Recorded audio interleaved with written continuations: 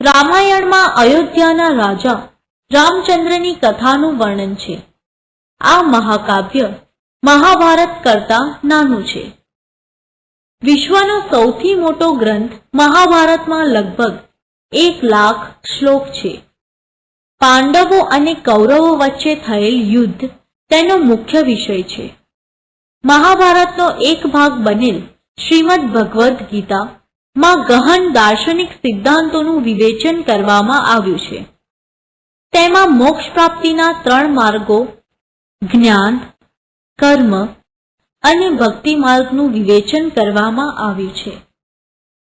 આ બંને મહાકાવ્યોએ સદીઓ સુધી કરોડો લોકોના વિચારો અને સાહિત્ય સર્જન પર ગાઢ પ્રભાવ પાડ્યો છે.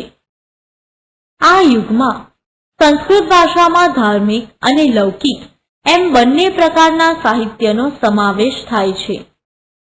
પુરાણોએ આરંભિક વૈદિક ધર્મને હિન્દુ ધર્મનું સ્વરૂપ આપવામાં મુખ્ય ભૂમિકા ભજવી છે. આ જ સમયગાળા દરમિયાન વિજ્ઞાન અને તત્વજ્ઞાનને લગતા શાસ્ત્રો અને સ્મૃતિ ગ્રંથો લખાયા, જેમાં શાસ્ત્રોમાં ગણિત અને અન્ય વિજ્ઞાન સંબંધિત તેમજ સ્મૃતિ ગ્રંથોમાં ધર્મ દ્વારા અમર્યાદિત કર્તવ્યો, રિવાજો અને નિયમો વિશે લખાયું. ઉદાહરણ તરીકે કૌટિલ્યનું અર્થશાસ્ત્ર વહીવટી વિજ્ઞાનની કૃતિ છે. બ્રાહ્મણ ગ્રંથો 2. પાલી ભાષામાં લખાયેલ પ્રારંભિક બૌદ્ધ સાહિત્ય 3 ભાગોમાં વહેંચાયેલું છે, જે ત્રિપિટક તરીકે ઓળખાય છે. 1. સત પિટક, 2. વિનય પિટક, 3. અભિધમ્મ પિટક. સત પિટકમાં મુખ્યત્વે બુદ્ધ અને તેમના શિષ્ય વચ્ચેના સંવાદો છે.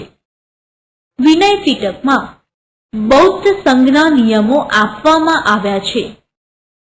અભિધમ્મ પિટકમાં બૌદ્ધ ફિલોસોફી વિશેના સાચા ખોટાના પોકળ તર્ક વિતર્ક માટે દુર્લક્ષ સેવવા માટે કહેવામાં આવ્યું છે.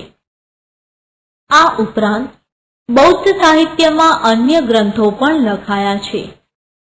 ગુપ્ત યુગ સંસ્કૃતના કાવ્ય અને નાટકના વિકાસના સુવર્ણ યુગ કહેવાયા. આ સમયના મહાન લેખકો કાલિદાસ, ભવભૂતિ, ભારવી, ભર્તૃહરિ, બાણભટ્ટ, માઘ વગેરે તમામ ભારતભરમાં વિખ્યાત હતા.